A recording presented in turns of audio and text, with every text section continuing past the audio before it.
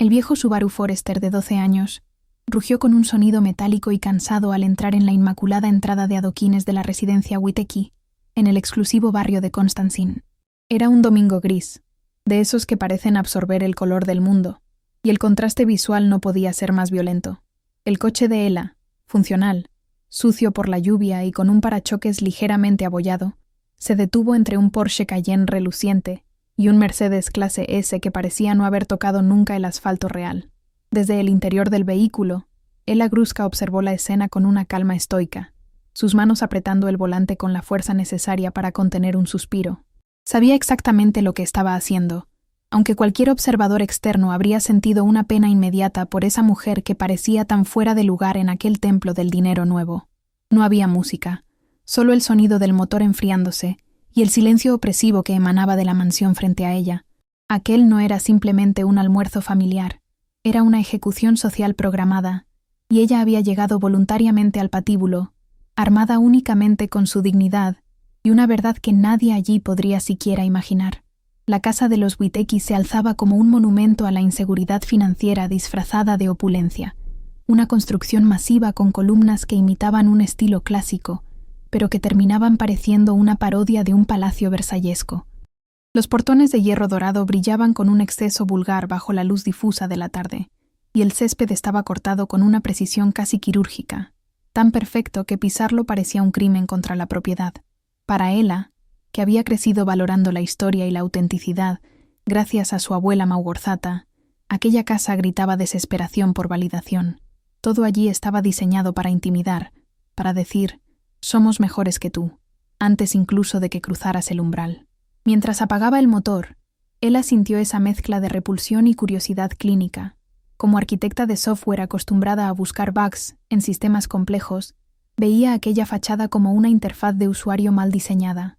Demasiados elementos, demasiada ostentación, ocultando un código fuente probablemente corrupto y lleno de deudas insostenibles. Ella se miró en el espejo retrovisor por última vez, ajustando un mechón de cabello suelto detrás de la oreja, asegurándose de que su disfraz fuera perfecto para la narrativa que habían construido sobre ella. Llevaba un vestido azul marino sencillo, comprado en una tienda de departamento genérica hacía años, cuya tela ya mostraba pequeñas señales de desgaste en los codos, y unas zapatillas planas que habían visto días mejores. No llevaba joyas, excepto unos pequeños pendientes de fantasía que le habían costado menos de lo que los Witecki gastaban en una botella de agua. Era la imagen perfecta de la pobre novia trabajadora, la asistente administrativa que apenas llegaba a fin de mes. Nadie que la viera en ese momento podría sospechar que esa mujer controlaba patentes tecnológicas valoradas en millones de euros y que sus decisiones movían mercados. Era un sacrificio del ego brutal, dejarse ver como menos, pero era la única forma de probar si lo que Marek sentía por ella era amor o simplemente conveniencia momentánea. Al bajar del coche, el aire frío de Constancine la golpeó en la cara, trayendo consigo una mezcla extraña de olores, el perfume caro y empalagoso que parecía impregnar incluso el jardín, y un trasfondo metálico, casi químico, que ella asociaba con la tensión.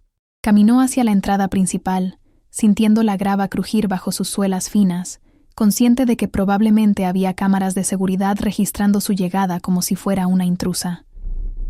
La puerta principal, una monstruosidad de madera tallada, se abrió antes de que ella pudiera tocar el timbre, revelando a una empleada doméstica con uniforme impecable, pero con una expresión de fatiga que Ella reconoció al instante. Dentro, el vestíbulo era un ataque a los sentidos. Suelos de mármol tan pulidos que reflejaban como espejos, y colgando del techo de doble altura, una lámpara de araña de cristal tan gigantesca y baja que parecía una guillotina de vidrio esperando caer sobre la cabeza de los indignos. El silencio dentro de la casa no era de paz, sino de un vacío gélido, amortiguado por alfombras persas que costaban más que el coche en el que ella había llegado. Patricia Witecka apareció casi de inmediato, emergiendo de una de las salas laterales como una depredadora que huele sangre fresca, envuelta en seda y cachemira. Su sonrisa era una obra de ingeniería social. Mostraba los dientes perfectamente blanqueados, pero sus ojos permanecían fríos, calculadores, escaneando a Ella de arriba a abajo en menos de un segundo. Fue una inspección descarada, deteniéndose con desdén en los zapatos desgastados y subiendo por el vestido simple, hasta llegar al rostro sin apenas maquillaje de Ella. Ella, querida, qué pintoresco que hayas logrado llegar con ese coche, dijo Patricia, su tono goteando una dulzura venenosa que no pretendía ocultar el insulto.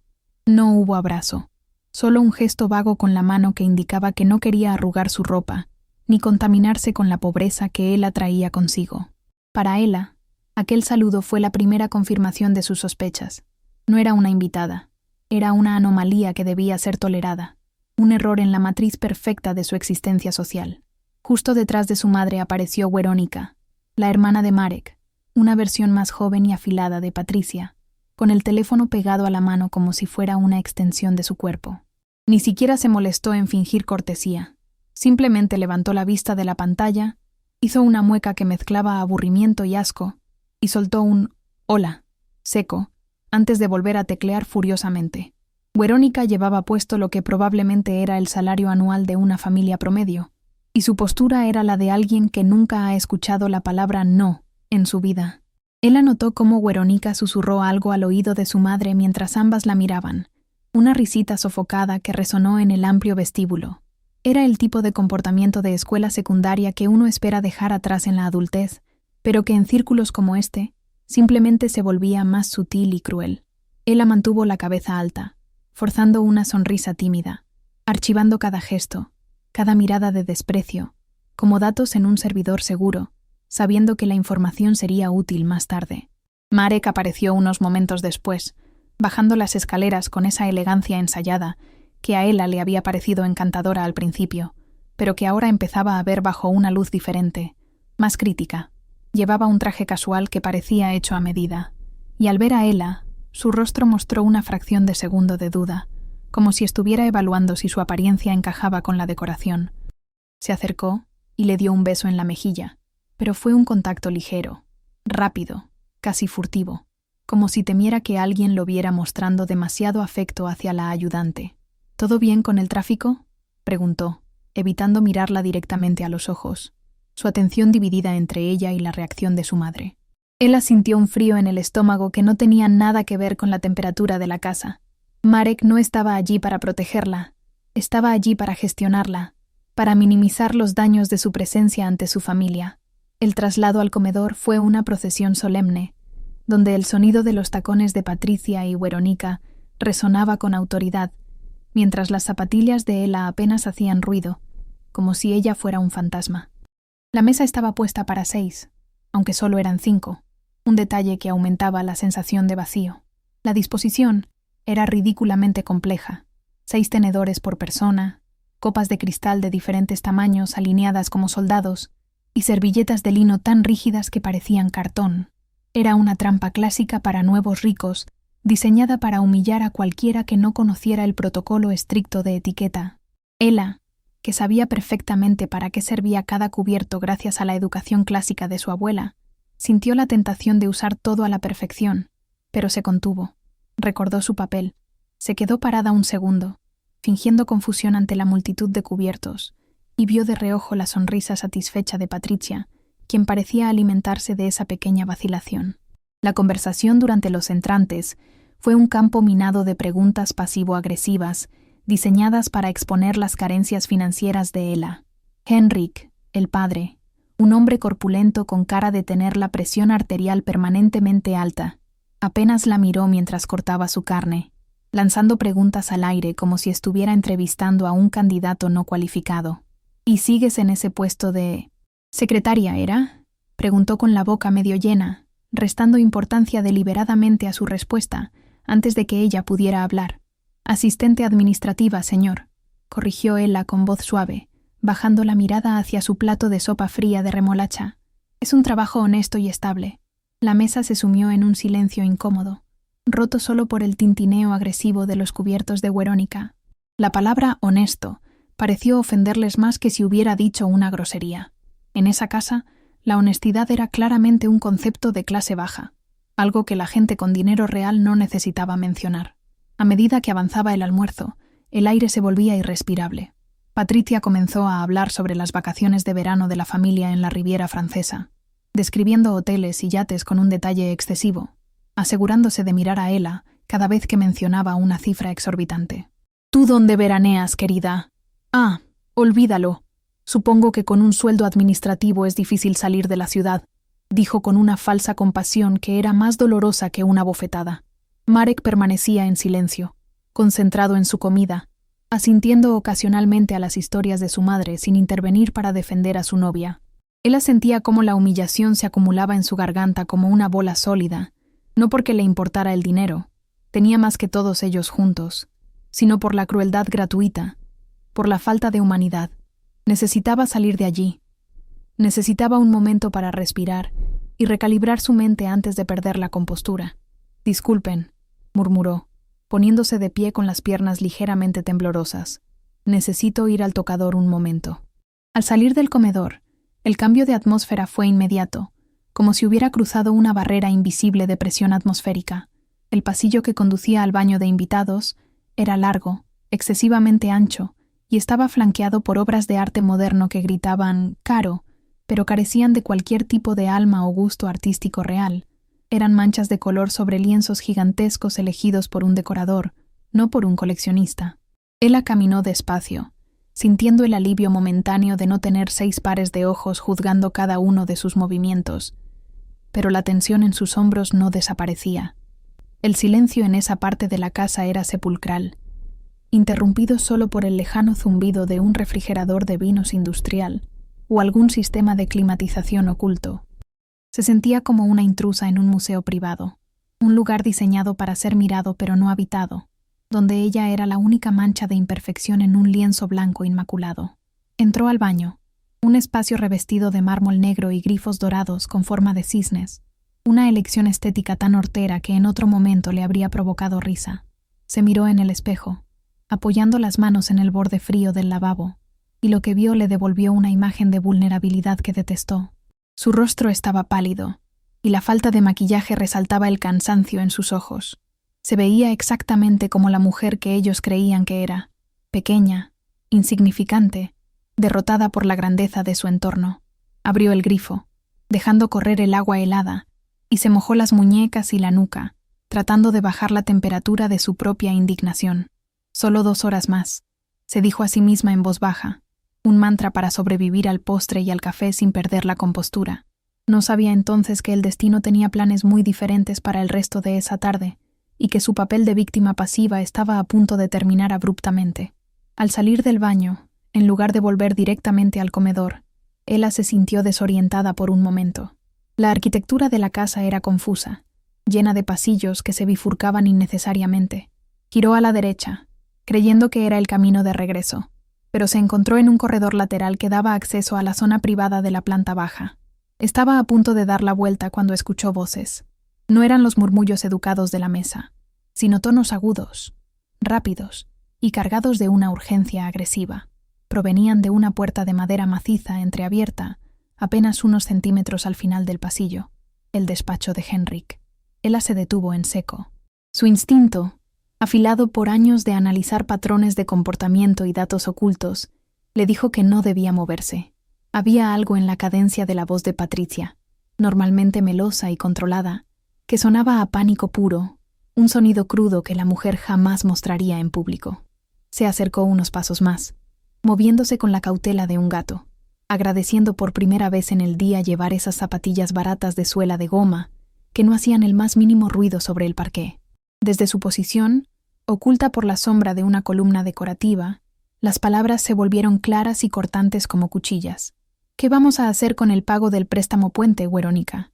El banco ha llamado 3 veces esta mañana al móvil de tu padre», siseaba Patricia. La respuesta de la hija fue un bufido de frustración, seguido del sonido de papeles siendo golpeados contra una mesa. «Mamá, deja de entrar en pánico. Papá está moviendo fondos de la cuenta de operaciones, pero necesitamos liquidez real antes del viernes, o embargarán los activos de la empresa fantasma. Estamos sangrando dinero, y esa cena de caridad del mes pasado nos costó lo último que teníamos en efectivo». Ella sintió un escalofrío. La fachada de los multimillonarios intocables se estaba agrietando frente a sus oídos. Aquello no era simple mala administración, era una catástrofe financiera total. Ella escuchó cómo madre e hija discutían cifras que conocía bien, mencionando deudas millonarias y propiedades hipotecadas hasta el techo, incluyendo la misma casa donde estaban paradas. La opulencia que la rodeaba era un castillo de naipes sostenido por mentiras y fraudes contables. Pero lo que realmente la paralizó no fue la quiebra inminente de los Witecki, eso era problema de ellos, sino cuando la conversación giró bruscamente hacia su nombre. «Todo depende de la fusión con los Kastelansky», dijo Weronika con voz fría y calculadora. «Si Alexandra se entera de que Marek está jugando a la casita con esa cosa que trajo hoy, se acabó todo. Alexandra quiere exclusividad y estatus, no compartir a su futuro marido con una muerta de hambre». El aire se escapó de los pulmones de Ela. Se quedó inmóvil, procesando la información. Alexandra Kastelansky. Conocía el apellido. Era una de las familias más ricas de la industria logística. Así que eso era. Marek no solo era un novio poco atento, era una mercancía que estaba siendo vendida al mejor postor para salvar a la familia de la ruina. ¿Tú crees que Marek podrá mantenerla a raya el tiempo suficiente?, preguntó Patricia, su tono ahora más preocupado por la logística que por la moralidad. Esa chica, Ela, es tan poquita cosa, tan gris. Me da miedo que se pegue como una lapa.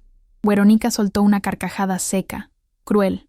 Mamá, por favor, ella es un Sabchak Yura, un tapa-agujeros, un pasatiempo barato. Marek lo sabe. Él sabe que necesita divertirse con alguien que no exija nada antes de casarse con Alexandra y asumir las responsabilidades reales. La frase Zabchak Yura golpeó a Ela con la fuerza física de un puñetazo en el estómago. No era solo un insulto, era una deshumanización completa. La estaban reduciendo a una función temporal, un objeto desechable utilizado para llenar un vacío mientras esperaban algo mejor. Pero la verdadera daga en el corazón vino a continuación, cuando Patricia preguntó con un hilo de duda: ¿pero Marek está totalmente a bordo? A veces parece que le tiene cariño a la pobrecita. La respuesta de Weronika fue inmediata y devastadora. Marek es pragmático, mamá. Anoche mismo me dijo que estaba harto de tener que fingir interés en sus historias aburridas y en su vida mediocre, pero que la mantendrá contenta como distracción hasta que firmemos con los Kastelansky. Él es quien sugirió mantenerla en reserva. No es una víctima, es nuestro mejor actor. En ese instante, el mundo de Ela no se derrumbó en lágrimas como habría sucedido en una telenovela dramática. Al contrario, todo se cristalizó en una claridad aterradora y gélida. Sintió cómo su sangre, que segundos antes hervía de vergüenza, se enfriaba hasta alcanzar una temperatura bajo cero. Su corazón latía con fuerza, pero no por dolor romántico, sino por una furia lúcida, cerebral. Se sintió estúpida, sí, pero no por ser quien era, sino por haber subestimado la capacidad de maldad de esa gente. Se sintió sucia al darse cuenta de que cada «te quiero», cada gesto de Marek en los últimos meses, había sido una mentira calculada, una actuación para mantener su opción B disponible mientras negociaba su venta al mejor postor.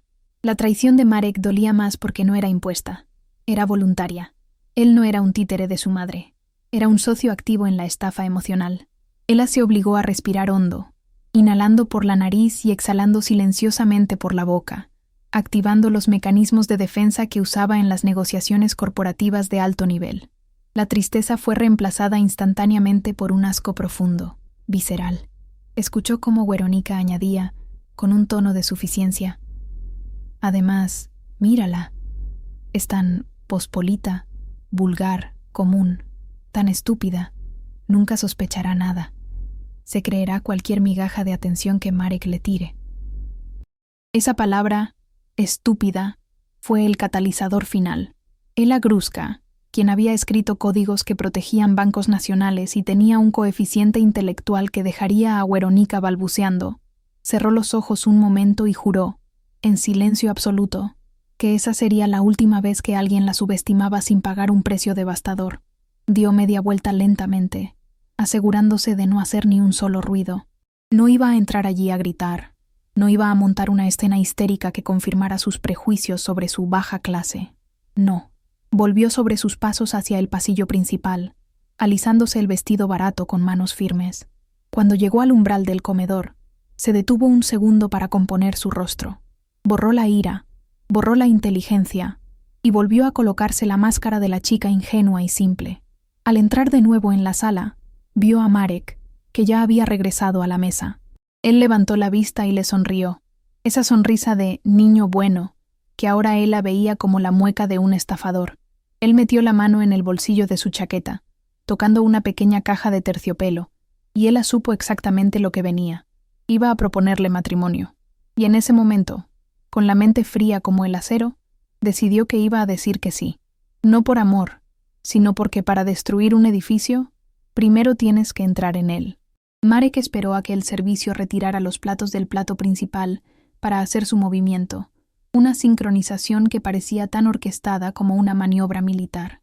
Se aclaró la garganta, un sonido que silenció instantáneamente las conversaciones forzadas sobre el clima y el mercado inmobiliario, y se puso de pie con una lentitud teatral. Ela, sentada frente a él, observó cada microgesto con una agudeza renovada. Notó el ligero temblor en su mano izquierda, no por nerviosismo romántico, sino por la presión de ejecutar bien su papel frente a la audiencia crítica de su madre y hermana. Ela, comenzó él, con una voz que bajó una octava para sonar más viril y protectora. Sabes que estos meses han sido reveladores para mí. Me has enseñado a apreciar las cosas simples de la vida, la humildad que a veces olvidamos en nuestro mundo. Patricia observaba con una sonrisa congelada, como si estuviera evaluando una audición para un comercial de televisión barato, mientras Verónica ni siquiera se molestó en dejar su copa de vino, mirando la escena con un aburrimiento insultante. El discurso continuó, lleno de lugares comunes y frases vacías que podrían haber sido sacadas de una tarjeta de felicitación genérica comprada en una gasolinera. Habló de conexión, de pureza y de valores, palabras que en su boca sonaban a blasfemia considerando la conversación que Ela acababa de escuchar en el pasillo. Para Ela, escuchar aquello fue una tortura psicológica distinta. Cada palabra bonita era una capa más de basura que él estaba vertiendo sobre su inteligencia. Él no la estaba describiendo a ella, estaba describiendo al personaje que necesitaba que ella fuera, la mujer dócil, la Zabchak Yura, que no haría preguntas incómodas mientras él aseguraba su verdadero futuro con la heredera Kastelansky. Ela mantuvo las manos sobre su regazo, apretando los dedos hasta que los nudillos se pusieron blancos, obligándose a mantener una expresión de sorpresa tímida y adoración, cuando lo que realmente quería era vomitar sobre el mantel de lino italiano. Finalmente, Marek metió la mano en el bolsillo interior de su chaqueta y sacó la pequeña caja de terciopelo negro. Se arrodilló, un gesto que en otro contexto habría sido el sueño de cualquier mujer enamorada, pero que allí, bajo la lámpara de araña excesiva y ante la mirada gélida de su familia, parecía una parodia grotesca. Abrió la caja y el anillo quedó expuesto. A primera vista, y desde la distancia, era impresionante. Un solitario de corte princesa que pretendía ser ostentoso. Sin embargo, cuando Marek tomó su mano y deslizó el anillo en su dedo, la cercanía permitió a Ela ver la verdad con sus ojos entrenados en el detalle. No era una pieza de alta joyería, era una ilusión óptica. La piedra era grande, sí, pero carecía de fuego real. Tenía un tono ligeramente amarillento, y, si se miraba con atención, se podían ver las inclusiones de carbono, pequeñas manchas negras atrapadas en el interior. Era un diamante de baja calidad, elegido por su tamaño para impresionar a los ignorantes, pero lleno de defectos estructurales. Ese anillo era la metáfora perfecta de su relación, vistoso por fuera, podrido por dentro, y barato en su esencia. Marek la miró, esperando la reacción extasiada de la pobre chica, que nunca había visto un diamante en su vida. ¿Quieres casarte conmigo, Ela?, preguntó, con esa seguridad arrogante de quien cree que la respuesta está garantizada por el peso de su billetera. El silencio se extendió por unos segundos eternos. En la mente de Ela, el tiempo se dilató. Podría haber dicho que no. Podría haber tirado el anillo a la cara de Patricia. Haber gritado que sabía todo sobre la quiebra, sobre Alexandra, sobre la farsa. Podría haber salido de allí con su dignidad intacta y nunca volver. Pero la dignidad no paga las facturas de la justicia moral, y Ela sabía que irse ahora sería dejarles ganar. Ellos seguirían con sus vidas, buscando otra víctima, otra tapa agujeros, riéndose de la chica pobre que se asustó. No, la venganza requiere paciencia y acceso. Recordó la voz de su abuela. El verdadero carácter se revela cuando piensas que nadie mira. Ellos habían revelado el suyo. Ahora le tocaba a ella. Con una respiración profunda que Marek interpretó como emoción contenida, Ela dejó que una lágrima solitaria, una obra maestra de control fisiológico, rodara por su mejilla. Sí, Marek. Sí, claro que quiero, susurró con voz temblorosa. La reacción en la mesa fue inmediata y reveladora. Marek soltó un suspiro de alivio genuino, no por amor, sino porque el plan seguía en marcha. Patricia aplaudió suavemente, un sonido seco y sin alma, mientras intercambiaba una mirada de complicidad con Werónica que decía claramente: «Lo tenemos bajo control». Werónica simplemente sonrió de lado, una mueca que gritaba: «Pobrecita ilusa», y levantó su copa en un brindis burlón hacia nadie en particular. «¡Hay que celebrar!», exclamó Henrik, tratando de inyectar algo de alegría forzada al momento, probablemente aliviado de que su hijo hubiera asegurado la cortina de humo necesaria para sus negociaciones con los Kastelansky. Hizo una señal y la empleada trajo una botella de champán. Ella observó la etiqueta mientras servían. Era una marca decente, pero no la mejor de la bodega.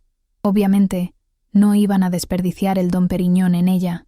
Cuando las copas chocaron, el sonido del cristal fue agudo y discordante. «Por la nueva pareja», dijo Patricia, con los ojos fijos en Marek, ignorando completamente a Ella. El líquido burbujeante bajó por la garganta de Ella como si fuera ácido. Cada sorbo era un recordatorio del pacto que acababa de hacer con el diablo. Ahora estaba dentro. Ahora era oficialmente la prometida, la futura nuera, y eso le otorgaba un estatus que, aunque ellos despreciaban, le daría el acceso que necesitaba para desmantelarlos desde los cimientos. El resto de la tarde pasó en una neblina de falsedad. Se habló vagamente de fechas, de una boda sencilla, porque sabemos que tú prefieres la discreción, querida, se apresuró a decir Patricia para evitar gastos, y de planes futuros que ella sabía que nunca ocurrirían. Ella interpretó su papel a la perfección, asintiendo, sonriendo tímidamente, mirando el anillo defectuoso con fingida admiración cada pocos minutos. Les dio exactamente lo que querían, una mujer sumisa, agradecida y estúpidamente feliz. Cuanto más tonta parecía, más se relajaban ellos. Empezaron a hablar con más libertad frente a ella, soltando pequeños detalles sobre viajes de negocios de Marek y reuniones urgentes de la empresa, asumiendo que ella no entendería la jerga corporativa ni la gravedad de las insinuaciones legales. Ella lo absorbía todo, su mente catalogando fechas, nombres y ubicaciones. Cuando finalmente llegó el momento de irse, el sol ya estaba bajando, tiñendo el cielo de un gris plomizo que amenazaba lluvia. Marek la acompañó hasta la puerta, pero no hasta el coche. Se quedó en el umbral, resguardado del frío, dándole un beso rápido en los labios que se sintió tan impersonal como sellar un sobre. «Tengo que quedarme a revisar unos papeles con papá», mintió, sin siquiera esforzarse en hacerlo creíble. «Te llamaré mañana». Ella asintió, envolviéndose en su abrigo barato, y caminó sola hacia su viejo Subaru. Sintió sus miradas en su espalda, juzgándola mientras se alejaba, probablemente riéndose de su coche viejo y de su suerte increíble.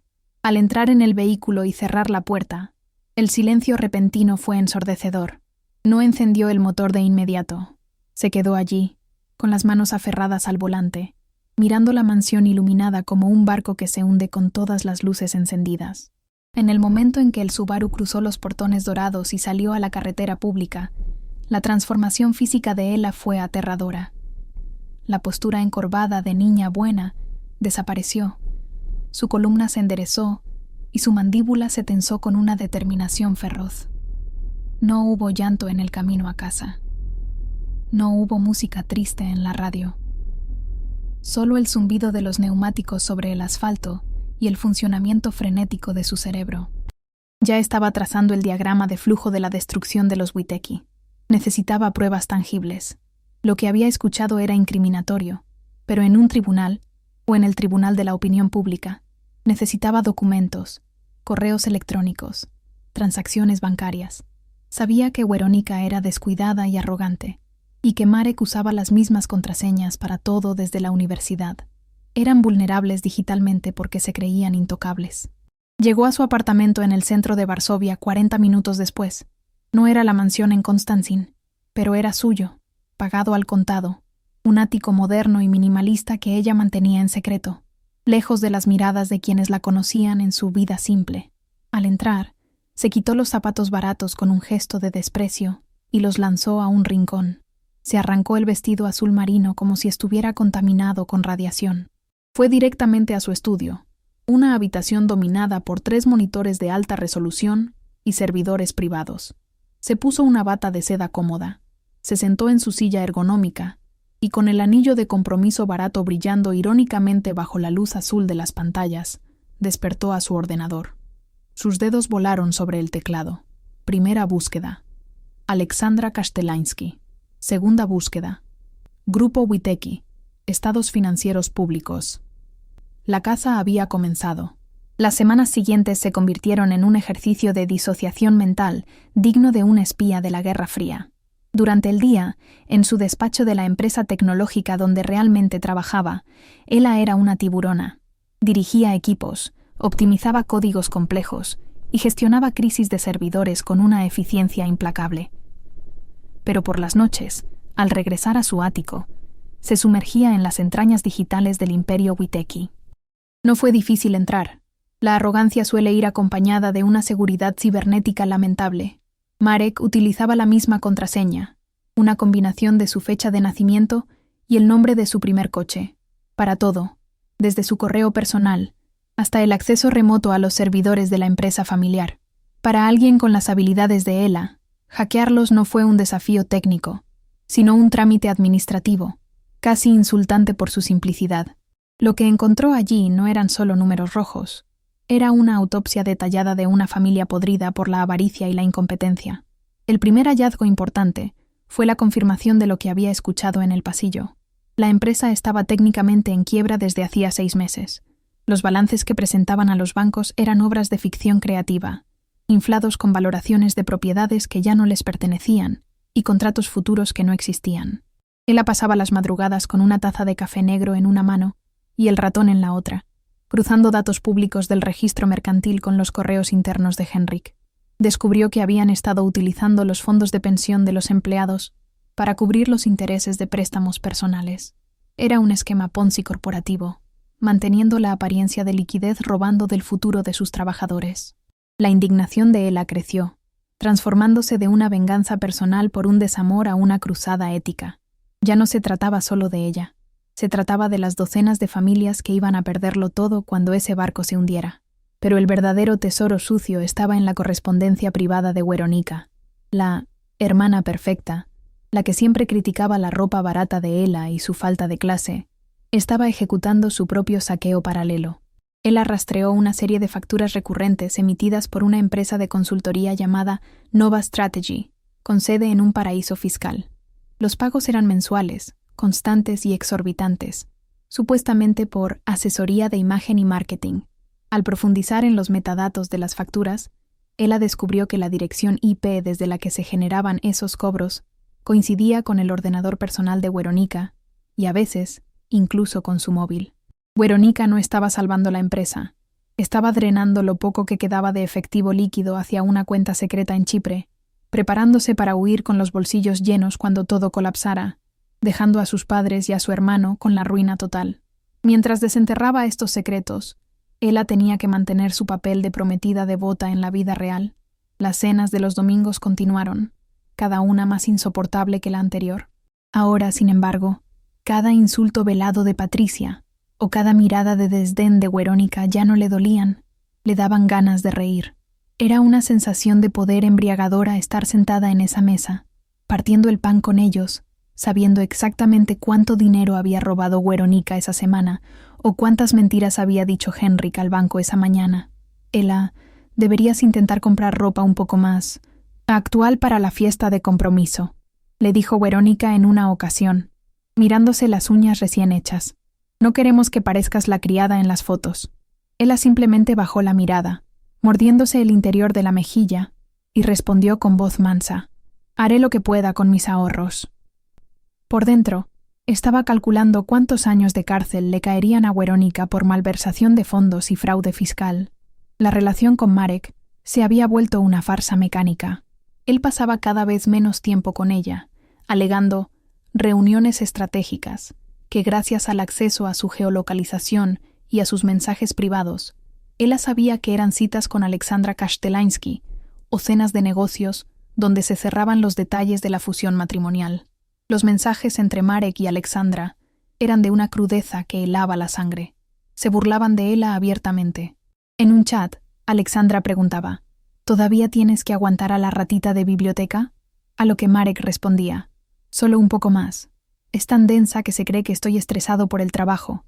En cuanto firmemos la fusión, le diré que necesito espacio y la dejaré volver a su vida mediocre. Ela guardaba capturas de pantalla de cada conversación, imprimiéndolas y archivándolas en una carpeta física de color rojo sangre que guardaba en su caja fuerte. Esas hojas de papel serían la munición final. Fue durante la 4ª semana de investigación cuando Ela encontró la pieza que faltaba para cerrar el círculo: Richard Sajons. En los correos antiguos de Henrik, el nombre de Richard aparecía frecuentemente vinculado a amenazas legales y disputas de propiedad intelectual.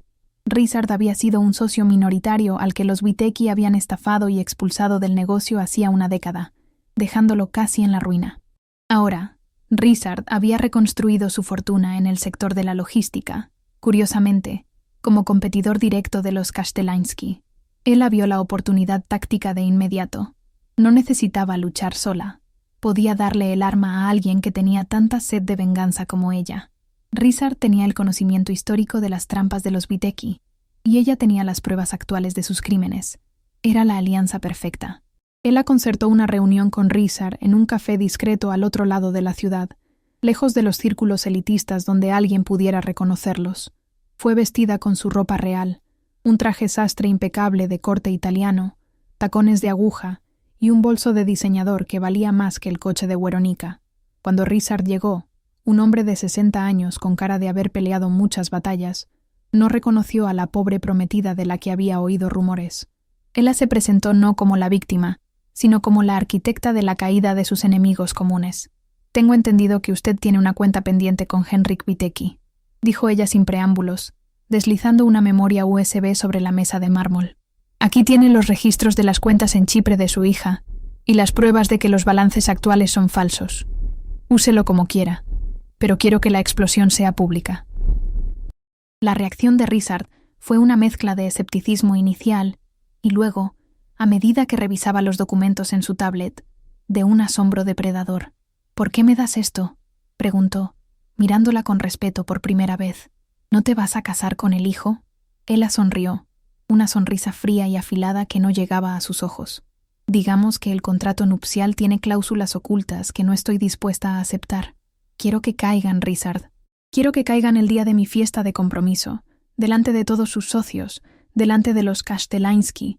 Quiero que no puedan levantar la cabeza en Varsovia nunca más». Richard soltó una carcajada grave y asintió, extendiendo su mano.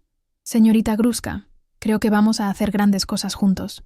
Considere a mis abogados y mis contactos de prensa a su disposición».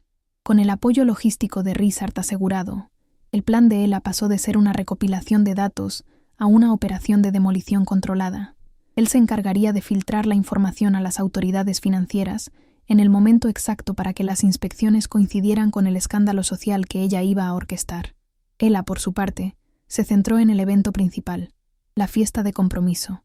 Los Witecki, en su infinita vanidad, habían decidido organizar una gala extravagante en los jardines de su mansión para anunciar oficialmente el compromiso con Ela, aunque su verdadero propósito era mostrar solvencia ante los Kasztelanski y preparar el terreno para el cambio de novia posterior. Habían invitado a la crème de la sociedad polaca, a la prensa de Ecos de Sociedad y, por supuesto, a la familia de Alexandra. Estaban construyendo el escenario perfecto para su propia ejecución pública. A medida que se acercaba la fecha, la tensión en la casa Witecki era palpable, pero ellos la atribuían a los nervios del negocio, nunca sospechando de la bomba de relojería que tenían sentada en su sofá. Unos días antes de la fiesta, Patricia llevó a Ela a elegir un vestido. En realidad, la llevó a un outlet de temporadas pasadas y le escogió un vestido beige, insípido y mal cortado, que la hacía parecer deslavada y triste. «Es perfecto para ti, discreto y humilde», dijo Patricia, satisfecha de haber anulado cualquier posibilidad de que Ela brillara. «Gracias, Patricia», respondió Ela, aceptando la prenda con sumisión. «Seguro que será una noche inolvidable». Lo que Patricia no sabía era que ese vestido beige jamás saldría del armario. En su apartamento, colgado en una funda especial, y protegido como una armadura, esperaba el verdadero vestido, un modelo de seda verde esmeralda, vibrante, poderoso y regio, junto con el collar de diamantes auténticos de su abuela Maugorzata. La noche antes de la fiesta, Ella apenas durmió, no por miedo, sino por la adrenalina que precede a la batalla. Repasó su discurso mentalmente, no las palabras que diría por el micrófono, sino la secuencia de hechos. Primero, la proyección. Segundo, la revelación financiera. Tercero, la confrontación personal con Marek. Todo estaba cronometrado. Miró el anillo de compromiso barato en su dedo, girándolo bajo la luz de la lámpara. Mañana, ese pedazo de metal defectuoso volvería a su dueño. Se sentía como una directora de orquesta a punto de levantar la batuta para el movimiento final de una sinfonía trágica. Los Witecki querían un espectáculo. Querían aparentar que eran la realeza de Varsovia. Ella les iba a dar un espectáculo, pero sería el de la caída de la casa Usher. Un derrumbe total y absoluto televisado en directo para la élite local.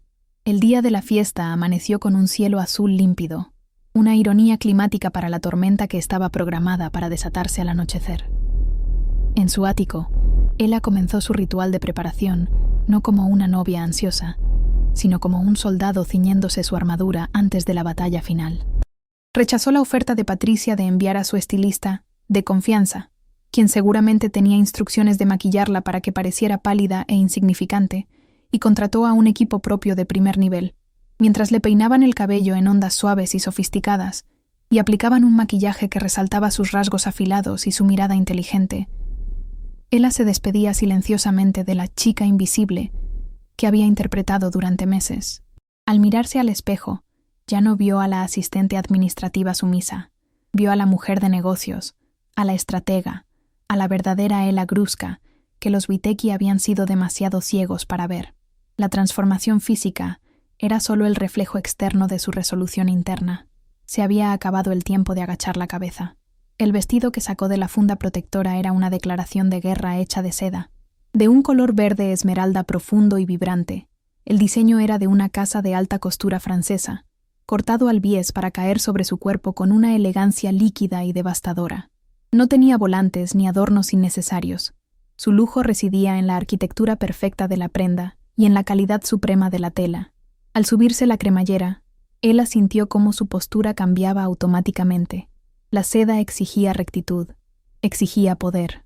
Pero el golpe de gracia no era el vestido, sino lo que sacó de la caja fuerte, el collar de su abuela Maugorzata, una pieza art deco de platino y diamantes auténticos, una herencia familiar que valía más que toda la hipoteca pendiente de la mansión Witecki.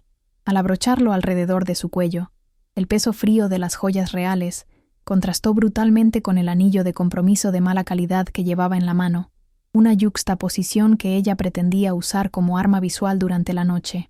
El viaje hacia Konstantin fue diferente esta vez. Conducía su viejo Subaru, sí, pero ella ya no era la misma conductora. Al llegar a la residencia, la escena era impresionante en su superficialidad. Los jardines habían sido transformados con carpas blancas, miles de luces de hadas y arreglos florales que costaban una fortuna. Había seguridad privada en la entrada y fotógrafos contratados para documentar la felicidad de la familia. Ella estacionó su coche desgastado en el mismo lugar de siempre, entre los vehículos de lujo de los invitados, pero esta vez no sintió vergüenza. Salió del coche con una calma glacial, sus tacones de aguja golpeando el pavimento con autoridad. Se echó sobre los hombros una estola de piel sintética de alta calidad, negra como la noche, y caminó hacia la entrada. Los guardias de seguridad, que solían mirarla con condescendencia, se enderezaron instintivamente al verla acercarse, confundidos por la autoridad que emanaba esa mujer que creían conocer. La entrada a la carpa principal fue un momento cinematográfico de la vida real. El murmullo de 100 conversaciones llenaba el aire, mezclado con el sonido de un cuarteto de cuerdas tocando Vivaldi. Los Witecki estaban en el centro, recibiendo a los invitados como monarcas en su corte. Patricia llevaba un vestido dorado excesivo, Verónica lucía algo con demasiadas lentejuelas, y Marek estaba junto a ellas, con una sonrisa de plástico, buscando con la mirada a los Kastelansky. Ella se detuvo un momento en el umbral, dejando que la luz de los focos la encontrara. No entró pidiendo permiso. Entró como si fuera la dueña del lugar. El silencio se propagó desde la entrada hacia el centro de la sala como una ola. Las cabezas se giraron. Los murmullos cesaron. Nadie reconoció de inmediato a la mujer despampanante de verde esmeralda que irradiaba carisma y poder. Era Ela, pero una Ela que nadie allí había sido presentado jamás. Patricia fue la primera en reaccionar, y su rostro fue un poema de confusión y horror. Entrecerró los ojos, tratando de procesar por qué esa mujer desconocida y elegante se parecía tanto a la pobre Ela. Cuando la realidad la golpeó, su sonrisa de anfitriona vaciló peligrosamente. ¿Dónde estaba el vestido beige barato que ella le había elegido? ¿De dónde había sacado esa ropa? Y sobre todo, ¿por qué caminaba con esa seguridad insolente? Ela vio el momento exacto en que la madre de Marek se dio cuenta de que había perdido el control de la narrativa visual de la noche. Patricia dio un paso adelante, como para interceptarla, pero se detuvo, paralizada por la duda social. No podía montar una escena frente a sus invitados de élite. Ela le sostuvo la mirada, sonriendo levemente, una sonrisa que no pedía aprobación, sino que prometía consecuencias. Fue un duelo silencioso de 2 segundos, que Ela ganó sin decir una palabra. Marek, que estaba charlando animadamente con el padre de Alexandra Kastelansky, sintió el cambio en la atmósfera y se giró. Se quedó con la copa a medio camino de la boca, boquiabierto. La mujer que él consideraba un tapa agujeros, una chica gris y olvidable, estaba allí parada, eclipsando a cada mujer en la sala, incluida la propia Alexandra. Por un segundo, Ela vio un destello de deseo genuino en sus ojos, seguido rápidamente por el pánico. Esa no era la Ela que él podía manipular. Esa era una mujer que parecía estar fuera de su liga. Se disculpó torpemente con el señor Kastelansky y caminó hacia ella, con una mezcla de admiración y enfado. «¿Ela? ¿Qué llevas puesto?», susurró con urgencia al llegar a su lado, agarrándola del codo con demasiada fuerza. «Quedamos en que usarías el vestido que mamá te regaló. Esto es demasiado. Estás llamando la atención». Ela se soltó de su agarre con un movimiento suave pero firme, mirándolo con una frialdad que lo hizo retroceder un paso. «Es nuestra fiesta de compromiso, Marek. Pensé que querrías que tu futura esposa estuviera a la altura de tu familia», respondió con una voz clara y melodiosa, lo suficientemente alta para que los invitados cercanos la escucharan. Marek parpadeó, confundido por el tono seguro y articulado, tan diferente de la voz tímida a la que estaba acostumbrado. Antes de que él pudiera replicar, Alexandra Kastelansky se acercó, atraída por la curiosidad y la competencia. Alexandra, vestida de rojo, miró a Ela de arriba a abajo con una ceja levantada, esperando encontrar fallos, costuras baratas o nerviosismo. En su lugar, encontró a una rival que le devolvía la mirada con una serenidad divertida. «¿Nos presentas, Marek?», pidió Alexandra con voz arrastrada, claramente esperando humillar a la noviecita. «Encantada, Alexandra. He oído hablar mucho de ti», dijo Ela, extendiendo la mano antes de que Marek pudiera hablar. Su tono era impecable, cortés pero cargado de subtexto. Alexandra, sorprendida por la falta de intimidación, estrechó la mano con cautela. Ela aprovechó el momento para inclinar ligeramente la cabeza, haciendo que la luz de los candelabros golpeara los diamantes de su collar, enviando destellos cegadores en todas direcciones. Alexandra, que sabía de joyas, abrió los ojos desmesuradamente al reconocer la calidad de las piedras. No eran cristales de Swarovski, eran diamantes viejos, puros y masivos. La confusión en el rostro de la heredera fue palpable. La narrativa que Marek le había vendido, que Ela era una pobretona desesperada, no encajaba con la mujer enjollada y sofisticada que tenía delante. La duda se sembró instantáneamente en su mente, tal como Ela había planeado. Verónica llegó al círculo unos segundos después, con su habitual falta de sutileza, lista para el ataque. «Es alquilado, ¿verdad?», soltó con una risa burlona, refiriéndose al collar, intentando recuperar la superioridad. «Espero que tengas el seguro al día, querida, porque si pierdes una de esas piedras tendrás que trabajar 10 vidas para pagarla». Ela se giró hacia ella lentamente, con la paciencia de un profesor frente a un alumno lento. «Curioso que menciones seguros y deudas, Verónica», dijo en voz baja, casi íntima, para que solo el círculo cercano oyera. «Pero no te preocupes. Estas piedras han estado en mi familia por 3 generaciones. Son propiedad total, sin hipotecas ni embargos pendientes, a diferencia de otras cosas que vemos aquí esta noche. La cara de Verónica se puso blanca como el papel. Fue un tiro de advertencia directo a la línea de flotación. Ella sabía. El momento de la verdad se acercaba. Henrik, ajeno a la tensión mortal que se estaba gestando entre las mujeres, subió al pequeño escenario donde estaba el micrófono, golpeando su copa con una cuchara para pedir silencio. «Queridos amigos, familia, socios», comenzó con su voz retumbante de patriarca satisfecho. «Gracias por venir a celebrar con nosotros. Hoy es una noche especial, no solo para mi hijo Marek, sino para el futuro de nuestra familia». Él vio a Ryszard Sajonc al fondo de la sala, cerca de la barra, levantando su copa levemente hacia ella con una expresión sombría. Era la señal. Todo estaba listo. Los servidores con los proyectores estaban conectados. Los correos a la prensa habían sido programados. Ella respiró hondo, sintiendo el aire fresco de la noche en sus pulmones, y comenzó a caminar hacia el escenario, no como la novia que va a recibir un beso, sino como el verdugo que va a leer la sentencia. Henrik sonrió nerviosamente cuando vio a Ella subir los escalones hacia el escenario, aunque sus ojos lanzaban chispas de advertencia. Él esperaba que ella se quedara quieta a su lado, como un adorno obediente, mientras él seguía hablando de negocios y legados familiares. «Y aquí está, la mujer que ha robado el corazón de mi hijo», anunció con una jovialidad forzada, extendiendo el brazo para rodearle los hombros. Pero Ella se movió con una fluidez calculada, esquivando el contacto físico, y con un gesto suave pero innegable, tomó el micrófono de la mano de su futuro suegro. Henrik se quedó rígido, con la mano vacía en el aire, confundido por la ruptura del protocolo. La multitud, sintiendo la extraña tensión eléctrica que emanaba de la plataforma, guardó un silencio absoluto. Ella no estaba temblando. No miraba al suelo. Miraba directamente a la cámara que transmitía la imagen a las pantallas gigantes laterales, su rostro sereno proyectado en alta definición ante 300 invitados.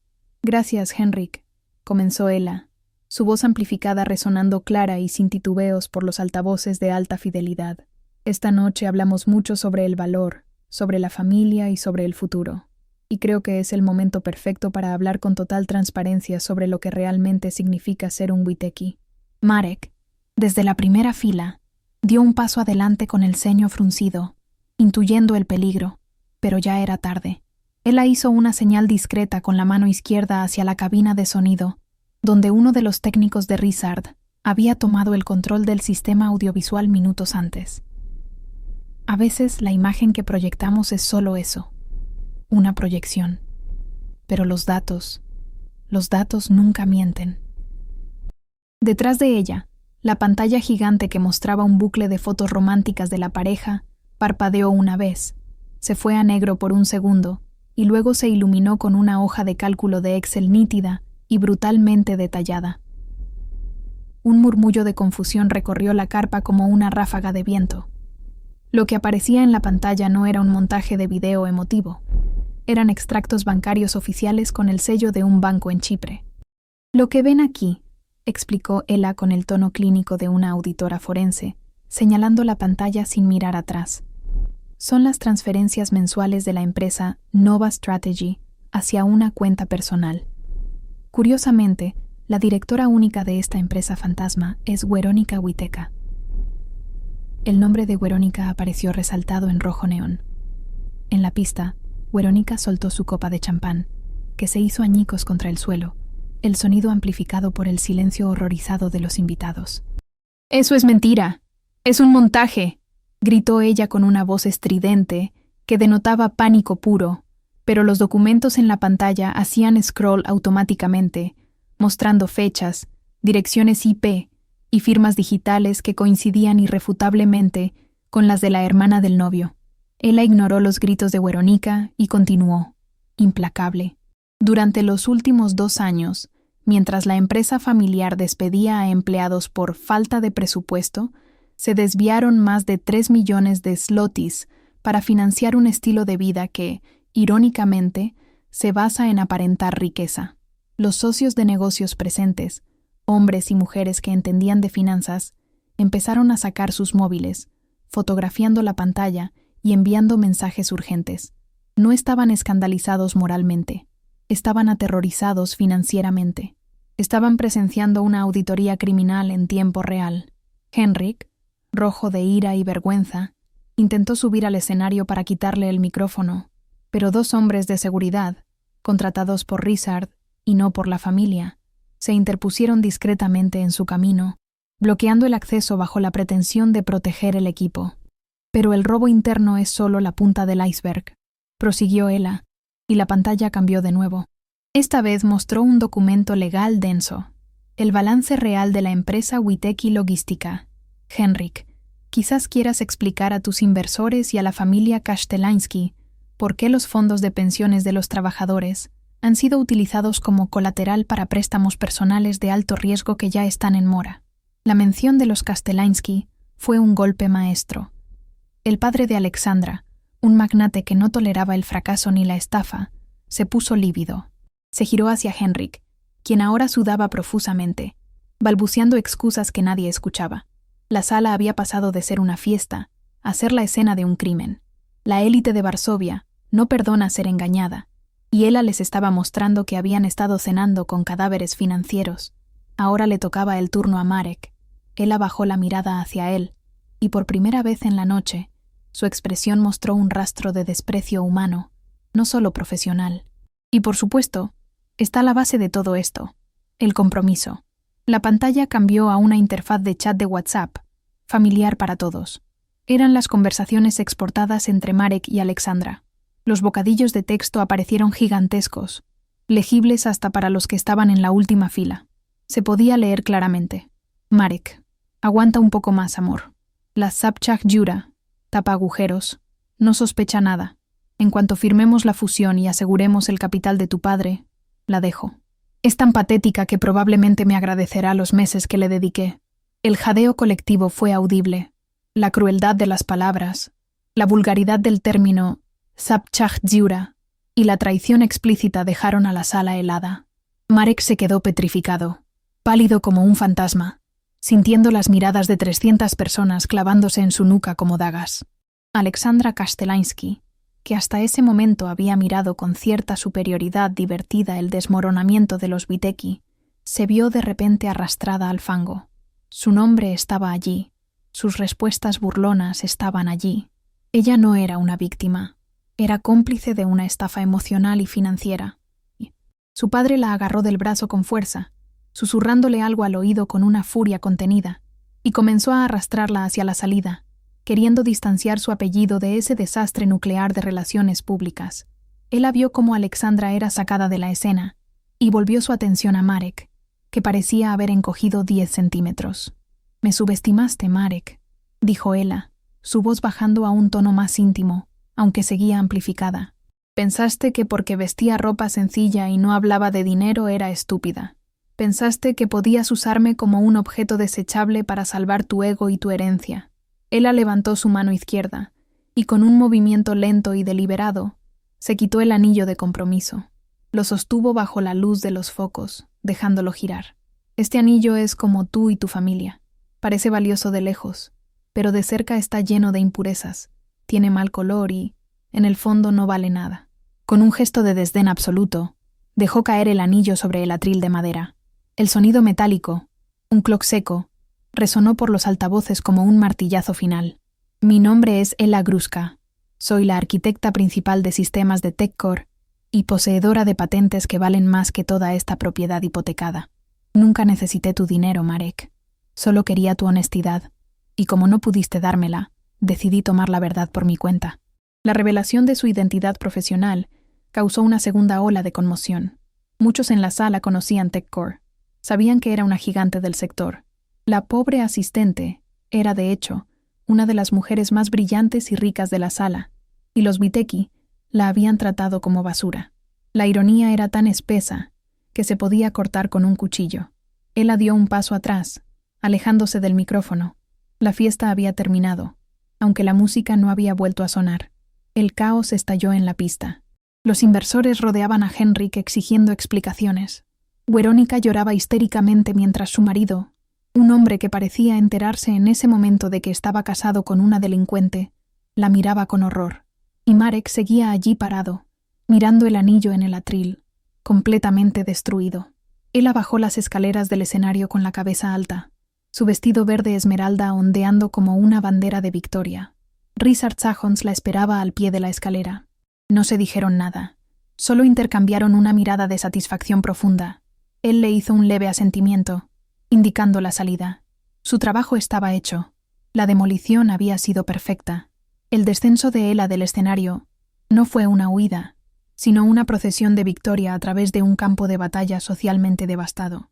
La multitud de invitados, que apenas una hora antes la miraban con una mezcla de lástima y desdén por su vestimenta y su supuesto estatus, ahora se apartaba a su paso como si fuera una reina intocable o una fuerza de la naturaleza peligrosa. Se abrió un pasillo humano espontáneo, formado por cuerpos vestidos de etiqueta que retrocedían instintivamente para no rozar la seda verde de su vestido. Ella podía sentir el cambio en la presión atmosférica de la sala. Ya no era la intrusa pobre, era el depredador alfa que acababa de demostrar su dominio.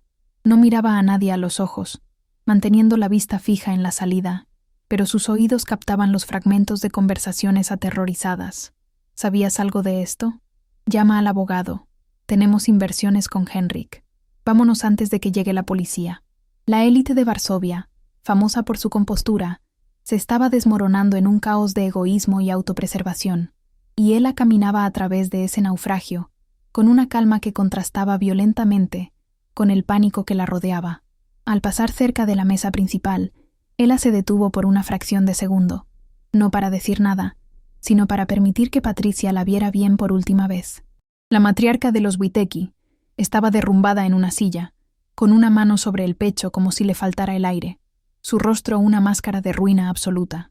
El maquillaje perfecto empezaba a agrietarse bajo el sudor frío del shock. Patricia alzó la vista, y sus ojos se encontraron con los de Ela.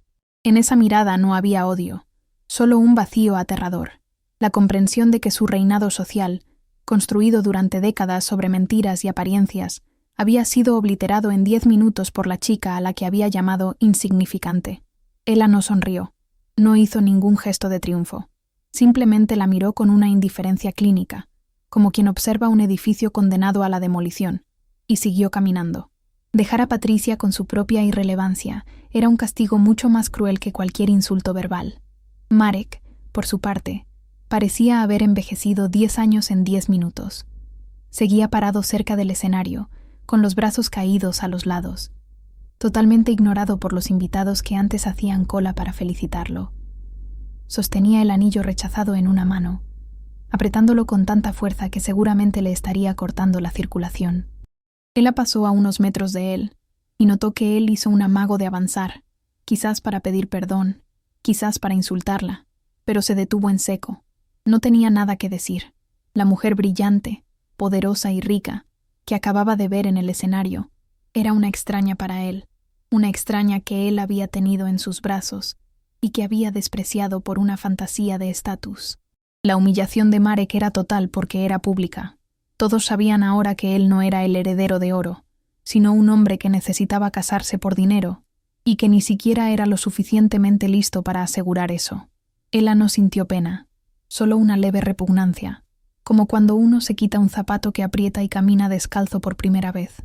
El caos en la carpa aumentaba a medida que la realidad de los documentos financieros se asentaba. Los camareros, que habían sido invisibles durante toda la noche, ahora observaban la escena con una mezcla de discreción profesional y un disfrute apenas disimulado. Ela vio a uno de ellos, un hombre mayor con el que había intercambiado algunas palabras amables en visitas anteriores, asentirle levemente mientras ella pasaba. Era un reconocimiento silencioso de clase. Ella había expuesto a los tiranos. Mientras cruzaba el umbral de la carpa hacia el jardín, el sonido de la música clásica grabada seguía sonando de fondo, una ironía grotesca que acompañaba el desastre. Vivaldi tocaba alegremente mientras el imperio Witecki ardía. La disonancia cognitiva era perfecta. Ela se ajustó la estola sobre los hombros, no porque tuviera frío, sino como un gesto de cierre, protegiéndose simbólicamente de la toxicidad que dejaba atrás. El aire exterior de la noche de Constantin la golpeó con una frescura bendita, limpiando sus pulmones del olor a perfume caro y miedo. El jardín, con sus luces de hadas parpadeando en los árboles centenarios, parecía ahora un escenario abandonado después de una obra de teatro fallida. Ella caminó por el sendero de grava hacia la zona de aparcamiento, escuchando el crujido rítmico de sus tacones, un sonido que le recordaba que seguía en pie, sólida y real. A lo lejos, empezó a escuchar el sonido inconfundible de sirenas acercándose. No era una sorpresa. Reisart había sido meticuloso y había programado la denuncia a la Fiscalía de Delitos Económicos para que coincidiera con la revelación pública. La justicia poética estaba a punto de convertirse en justicia penal. Ella no necesitaba ver las esposas para saber que la noche de los Witecki terminaría en una comisaría, explicando a los oficiales dónde habían ido a parar los fondos de pensiones de sus empleados. Al llegar a su viejo Subaru Forester, el vehículo parecía brillar bajo la luz de la luna con una dignidad renovada. Rodeado de Mercedes, BMWs y Porsches, su coche viejo y funcional era el único que representaba la verdad en ese estacionamiento. No era una fachada, no era un leasing impagado, no era una herramienta de estatus, era una máquina fiable que la llevaría a casa. Ella sacó las llaves de su bolso de diseñador, el contraste entre el objeto de lujo y la llave desgastada del coche haciéndola sonreír por primera vez en la noche. Abrió la puerta del conductor y se deslizó en el asiento de tela gastada. El olor familiar de su coche, una mezcla de café antiguo y vainilla, la envolvió como un abrazo de bienvenida. Cerró la puerta con un golpe sólido, y el silencio repentino dentro de la cabina cortó de raíz el ruido de la fiesta, los gritos lejanos y las sirenas que se acercaban. Estaba en su santuario. Antes de arrancar, se tomó un momento. Apoyó la frente contra el volante frío, respirando profundamente. Sus manos, que habían estado firmes durante todo el discurso, empezaron a temblar ligeramente, una reacción fisiológica natural a la descarga masiva de adrenalina. No era miedo, ni arrepentimiento. Era el cuerpo liberando la tensión acumulada durante meses de actuación. Se miró las manos en la oscuridad de la cabina. Ya no llevaba el anillo barato. Su dedo estaba desnudo, libre. Se tocó el collar de su abuela, sintiendo la dureza reconfortante de los diamantes reales. «Está hecho, Babsia», susurró en la oscuridad, invocando la memoria de la mujer que le había enseñado a valerse por sí misma. No hubo lágrimas, solo una sensación profunda de deber cumplido, como quien termina una cirugía difícil y complicada para extirpar un tumor maligno. Encendió el motor. El Subaru rugió con su sonido característico, un poco ruidoso, totalmente imperfecto, maravillosamente real. Ella encendió los faros, que cortaron la oscuridad del jardín inmaculado, iluminando los setos perfectamente recortados que ocultaban tanta podredumbre. Puso la marcha atrás y maniobró para salir de su plaza, con cuidado de no rozar el Porsche de al lado, no por respeto al dueño, sino porque no quería que ni una molécula de pintura de esa gente tocara su propiedad. Mientras conducía hacia la salida, vio por el espejo retrovisor cómo las luces azules de las patrullas de policía empezaban a reflejarse en los portones dorados de la entrada principal. Los coches oficiales bloqueaban la salida de los invitados, creando un embotellamiento de lujo y desesperación. Ella, sin embargo, salía justo a tiempo. Al cruzar los portones y girar hacia la carretera principal, se cruzó con otro vehículo policial que entraba a toda velocidad, con las luces giratorias iluminando brevemente el interior de su coche. El oficial al volante ni siquiera la miró. Su objetivo estaba dentro de la mansión. Ella aceleró, dejando atrás la residencia Witecki, dejando atrás Constantin, dejando atrás los meses de fingir ser alguien que no era. La carretera se abría ante ella, oscura y vacía, un lienzo negro listo para ser recorrido. Bajó un poco la ventanilla, dejando que el viento de la noche le revolviera el pelo peinado de peluquería, deshaciendo la perfección artificial para volver a ser ella misma. La sensación de velocidad era embriagadora. No estaba huyendo, estaba regresando. El trayecto de vuelta a Varsovia fue un viaje de descompresión. A medida que los árboles y las mansiones de los suburbios daban paso a los edificios de oficinas y las luces de la ciudad, ella sintió que volvía a su hábitat natural. La ciudad, con su hormigón, su acero y su honestidad brutal, le parecía ahora el lugar más hermoso del mundo. No había fingimiento en los rascacielos iluminados. Eran estructuras de ingeniería pura, funcionales y fuertes, como ella. Miró el reloj del salpicadero. Apenas eran las 11 de la noche. Su vida entera había cambiado en cuestión de horas. Había entrado en esa fiesta como una prometida sumisa y salía como una mujer libre que había incendiado el mundo para salvarse. Y mientras veía el perfil de Varsovia acercarse en el horizonte, supo que lo único que quería ahora era llegar a su casa, quitarse el vestido de alta costura, hacerse un té barato y disfrutar del silencio de una vida pagada con su propio esfuerzo. El trayecto en ascensor hasta su ático en el centro de Varsovia fue un viaje de regreso a la realidad, pero una realidad que ahora se sentía infinitamente más ligera. Mientras los números de los pisos subían en el panel digital, Ella apoyó la espalda contra la pared fría de la cabina, cerrando los ojos por un momento. El silencio del edificio era diferente al de la mansión. No era un silencio tenso ni impuesto, sino el silencio funcional y respetuoso de la privacidad moderna. Al abrirse las puertas metálicas directamente en su vestíbulo privado, la familiaridad de su espacio la golpeó con una ola de alivio. Allí no había columnas de mármol falso ni alfombras persas heredadas de dudosa procedencia. Había suelos de madera clara, líneas limpias y una atmósfera de orden lógico. Al cruzar el umbral, Ella sintió que se quitaba un disfraz invisible que había llevado pegado a la piel durante meses. Dejó las llaves sobre la consola de entrada, escuchando el sonido metálico resonar en el espacio vacío, un sonido que marcaba el final oficial de su actuación. Lo primero que hizo fue quitarse los zapatos. Esos tacones de aguja que habían servido como instrumentos de tortura y poder durante la noche fueron desterrados en el vestíbulo. Al pisar el suelo de madera con los pies descalzos, sintió una conexión inmediata con la tierra firme, una sensación física de estabilidad que había echado de menos. Caminó hacia el dormitorio principal, arrastrando ligeramente los pies, permitiendo que el cansancio físico empezara a manifestarse ahora que la adrenalina se disipaba. El dormitorio estaba en penumbra, iluminado solo por la luz ámbar de las farolas de la ciudad que se filtraba por los ventanales de piso a techo. Se detuvo frente al espejo de cuerpo entero, observando su reflejo una última vez. La mujer de verde esmeralda, la vengadora, la estratega. Esa imagen había cumplido su función. Había destruido el castillo de naipes, pero no era quien ella quería ser en su día a día. Era hora de desmontar al personaje. Con movimientos lentos y metódicos, Ella buscó el cierre del vestido en su espalda.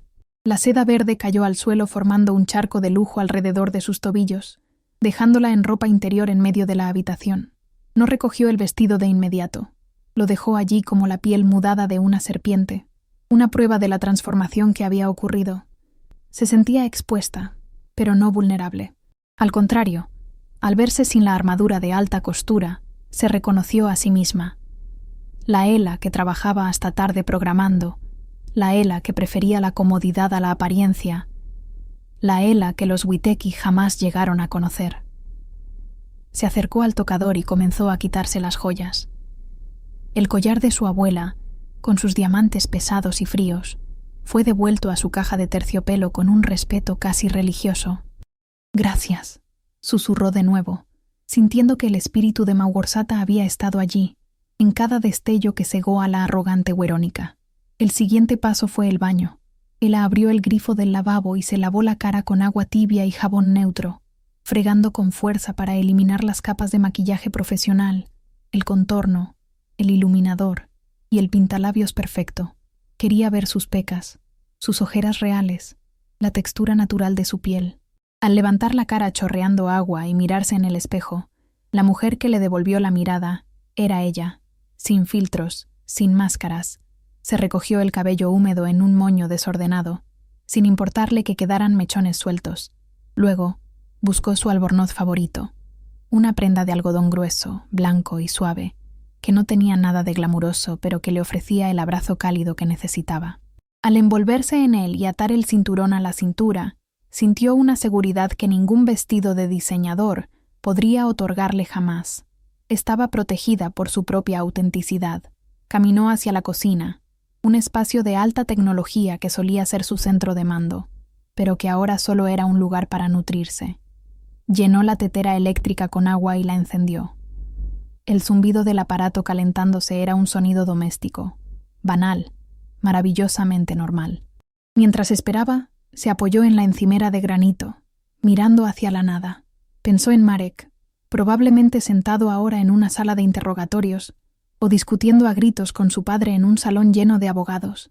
Pensó en la comida fría que se habría quedado en las mesas de la fiesta, en el champán que se calentaba en las copas abandonadas. Todo ese desperdicio, todo ese esfuerzo por mantener una mentira, le parecía ahora tan lejano, casi infantil.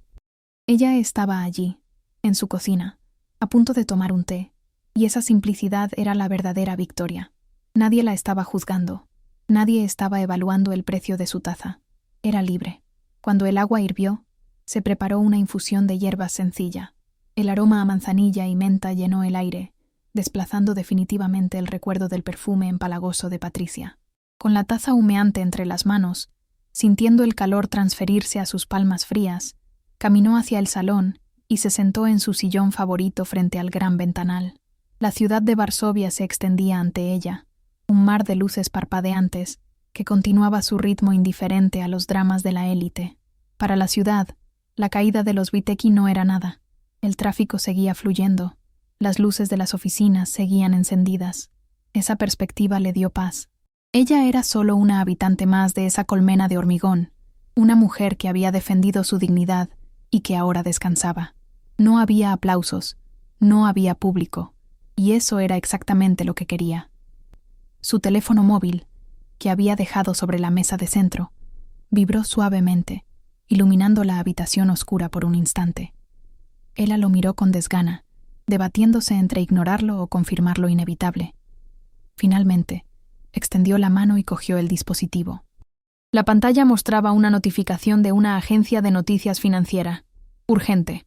Escándalo en la alta sociedad. La policía interviene en la residencia Witecki por presunto fraude masivo y malversación de fondos. La familia Kastelansky rompe relaciones públicas con el grupo logístico. Debajo, un mensaje de texto de Richard. Está hecho. Las acciones están en caída libre. Gracias por la munición, socia. Ella leyó los textos sin sonreír, sin sentir una alegría maliciosa. Solo sintió la satisfacción fría de quien cuadra un balance contable. Los números habían encajado. La deuda estaba saldada. Apagó la pantalla del móvil y lo dejó boca abajo sobre la mesa. No necesitaba leer los comentarios de las redes sociales ni ver las fotos de los paparazzi. Esa parte de la historia ya no le pertenecía. Era pasto para los buitres. Ella había recuperado su narrativa. Miró a su alrededor, a su apartamento silencioso. Algunos dirían que estaba sola, una mujer soltera en un ático vacío un sábado por la noche. Pero ella nunca se había sentido más acompañada. Estaba acompañada por su integridad, por su inteligencia y por la certeza de que nadie volvería a hacerla sentir pequeña. La soledad que sentía no era de aislamiento, sino de autonomía. Era la dueña de su espacio, de su tiempo y de su dinero. No necesitaba un marido trofeo ni una familia política de apellido rimbombante para definirse. Dio un sorbo largo al té, dejando que el líquido caliente reconfortara su garganta, que había estado tensa durante horas. Cerró los ojos y respiró hondo, llenando sus pulmones de aire limpio, aire que no olía a mentiras. Recordó el momento en el pasillo, cuando escuchó que la llamaban tapa agujeros. Esa chica asustada y humillada parecía haber existido en otra vida. La mujer sentada en el sillón, con el albornoz de algodón y los pies descalzos, era una superviviente que había aprendido una lección valiosa. El respeto no se pide, se impone, y la dignidad no se negocia, se defiende. Los Witecki habían sido un examen final en la escuela de la vida, y ella lo había aprobado con matrícula de honor. Abrió los ojos y miró de nuevo las luces de la ciudad. Mañana sería domingo. Iría al mercado, compraría flores frescas para su casa, tal vez llamaría a una amiga para almorzar. Su vida continuaría, rica en experiencias y verdad. La historia de la pobre Ela y el rico Marek se convertiría en una anécdota, una advertencia para los navegantes, un recuerdo que se desvanecería con el tiempo. Pero la fuerza que había descubierto en su interior esa noche se quedaría para siempre. Con una última mirada serena hacia la noche, Ela Gruska sonrió para sí misma, una sonrisa pequeña, privada y absolutamente auténtica. Se acabó el teatro. Ahora empezaba su vida real.